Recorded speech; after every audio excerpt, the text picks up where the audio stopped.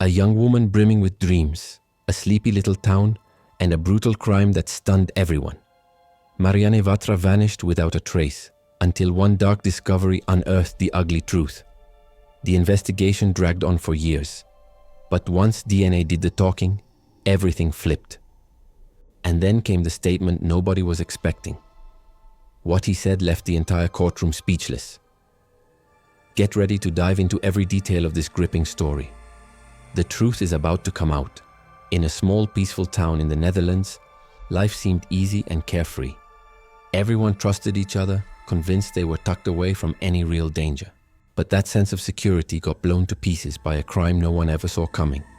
Marianne Vatra was a bright young woman with big dreams, head over heels for ballet and admired for her dedication. Always responsible and well-liked, she somehow juggled her studies, training, and family time without breaking a sweat.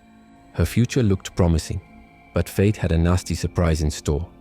The town, used to its predictable routine, never imagined anything bad could happen. Marianne was the epitome of youth and hope. Her energy lit up every place she went. But one ordinary day turned into the start of an unprecedented tragedy. Her disappearance shook the community to its core, leaving more questions than answers. What really went down that fateful afternoon? Who would have cut short her promising life? What began as a mystery soon morphed into a real-life nightmare. It was a regular afternoon when Marianne headed out on a bike ride with friends, something they did all the time. They pedaled through a few streets, chatted, and soaked up each other's company before everyone split to head home. Marianne seemed cheerful, showing no sign of worry. That moment was the last time she'd be seen alive. As the sun set and she didn't come home like usual, her family started to get uneasy. At first, Marianne's parents figured she'd just lost track of time or stretched out the bike ride, but as minutes turned into hours and her phone stayed silent, fear took over. Friends and neighbors were called to see if anyone had spotted her, but nobody had a clue. That's when her family reached out to the police and a search party got underway right away. Marianne was too responsible for something like this to make sense. Something had gone terribly wrong. During the search, a group of volunteers stumbled on Marianne's bike dumped near a wooded area a few miles from her home. The way it was found suggested someone had tossed it there on purpose. It only fueled the family's growing panic that she might have been taken against her will. The search efforts ramped up fast. Cops, firefighters, and locals all spread out to look. Every minute without news made everyone feel more hopeless. A few hours later, the worst was confirmed. They found Marianne's body in a hard-to-reach spot deep in the woods. The crime scene made it clear this was a vicious murder. The entire town was in shock, and heartbreak quickly turned into mourning and anger. How could someone snuff out such a promising life in such a cruel way? And worse, who was capable of committing such an appalling act? News spread like wildfire, and this quiet Dutch town was suddenly gripped by fear and uncertainty. Parents started hovering over their kids. The streets went dead quiet and everyone wanted answers.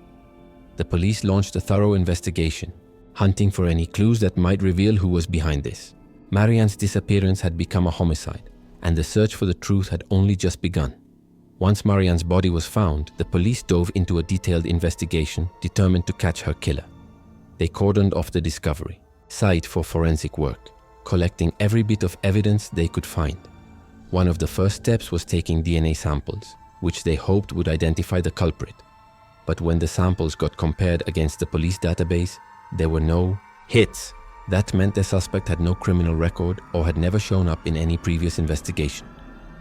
With no DNA match, detectives had to go back to more traditional legwork.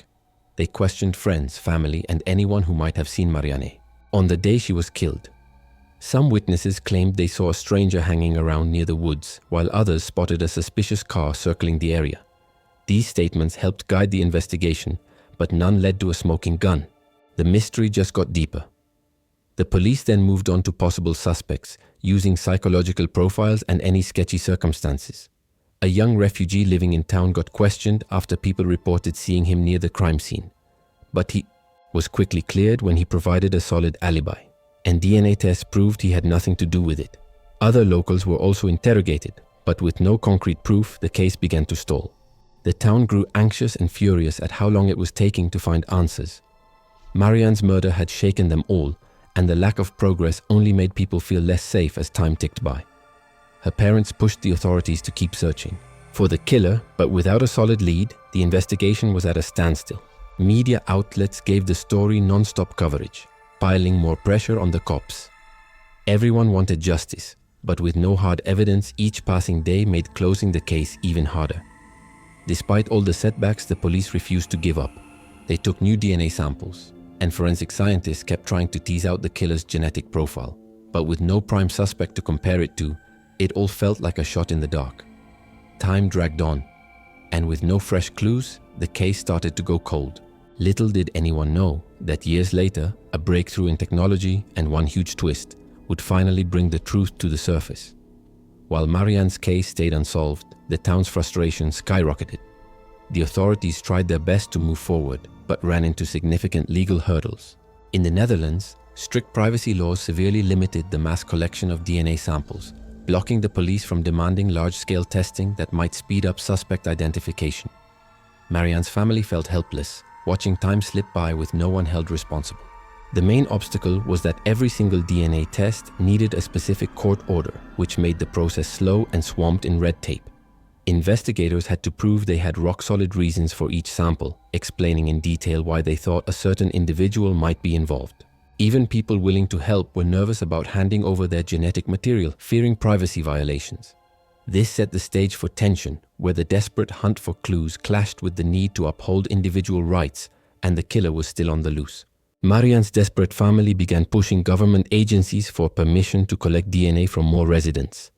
Their plan was to compare a wide range of samples to the DNA found at the crime scene in hopes of landing a match.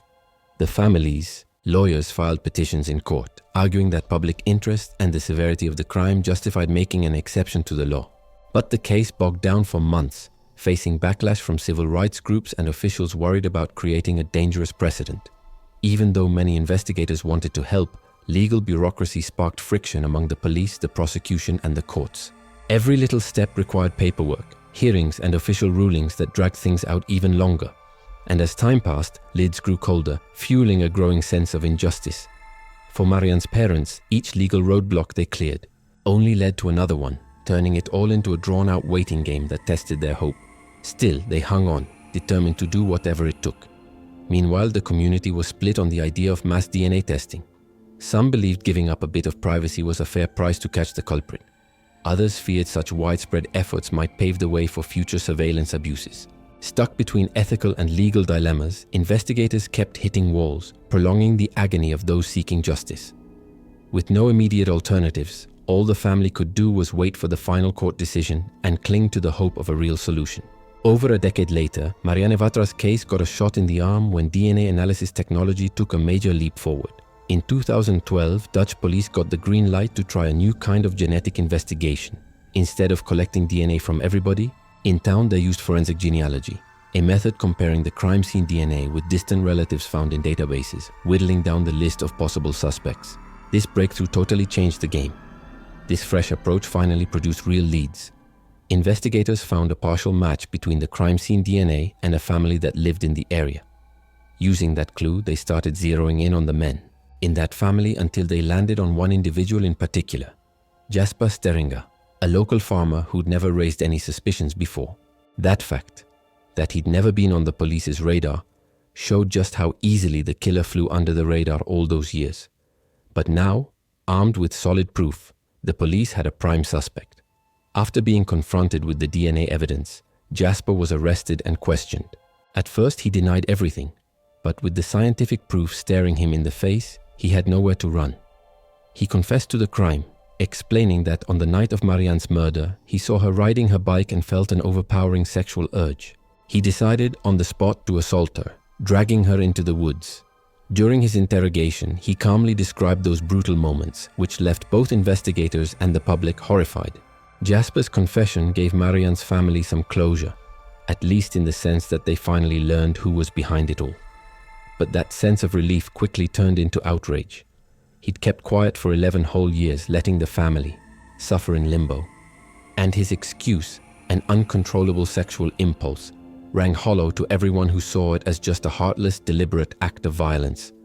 To many, this was no sudden urge. It was the calculated move of a predator. With the AI confession and DNA results, Jasper was officially charged with Marianne's murder. The case was finally inching toward its conclusion, but plenty of questions still hung in the air. The community wanted the harshest possible punishment, and Marianne's family wanted to make sure he paid for what he did. Still, Jasper's upcoming trial would bring even more controversy, especially because of the defense strategy his lawyer was planning. The fight for justice wasn't over yet. After Jasper Steringa's confession and the DNA that proved his guilt, he was formally charged with murdering Marianne Vatra.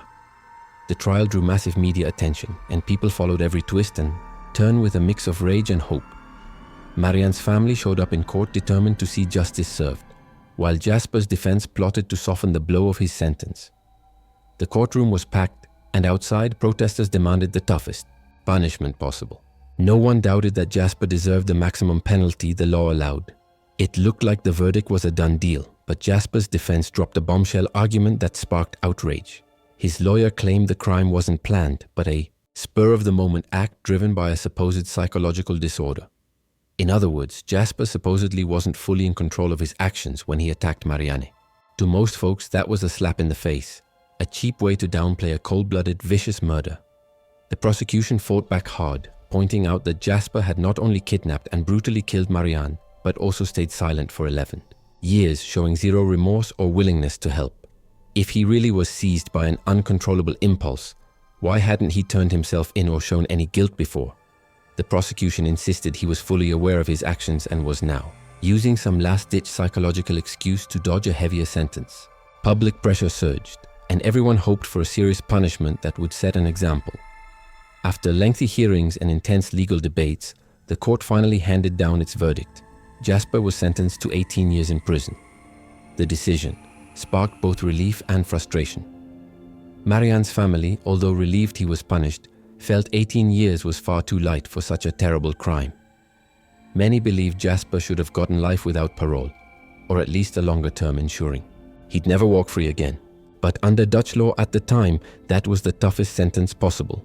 The anger hit another level when Jasper's lawyer filed an appeal to challenge the penalty, arguing his client deserved a shorter sentence because of his so-called mental condition. This move triggered a fresh wave of public outcry, with petitions and protests demanding the sentence stay as is. Marianne's family urged the courts not to budge, while society as a whole debated whether the punishment fit the crime. The case still wasn't fully wrapped up, and whatever happened next could change the killer's fate. Even after Jasper Steringa got slapped with an 18-year prison term, Marianne Vatra's family thought maybe they could finally start to close this painful chapter. But their fight for justice was far from over. A few years after sentencing, the defense team requested a sentence review, claiming Jasper had shown good behavior behind bars and that due to his alleged psychological issues, he deserved a shorter sentence. Outrage exploded among the victims, family, and the wider public the moment they heard about it. Marianne's family, who had already suffered through years of torment without answers, sprang into action to oppose any chance of reducing his time. In their eyes, there was no justification for letting Jasper walk early. The good behavior argument didn't erase the horrific crime he'd committed or the lifelong pain he'd inflicted. Marianne's mother made a deeply emotional statement, pointing out that her daughter never got a second chance. So why should her killer? Public outcry was massive, with protests outside the courthouse demanding the full sentence be upheld. Many people questioned the system that seemed to give offenders a break instead of protecting victims. The media latched onto the story again, reigniting debates over lenient sentences for violent crimes. Some legal experts argued sentence reviews are a rightful part of the law, while others insisted that the sheer brutality of Jasper's act warranted him serving every last day. As the court weighed the defense's request, uncertainty filled the air. Could a confessed murderer who kept silent for over a decade really end up serving less time? When this video was produced, the final decision wasn't out yet, but the outrage definitely was. Marianne's family had already lost the person they loved most. Now they were fighting to ensure the killer faced the full consequences. The video wraps up on a reflective note, standing in solidarity with Marianne's family and spotlighting the ongoing fight for justice. Cases like this call into question how effective the legal system is and whether harsher sentences might be needed for such atrocities. No verdict can ever bring Marianne back, but making sure her killer stays locked up is the least society can do to honor her memory. The family's pain goes on, yet their resilience shows that their love for Marianne will never die.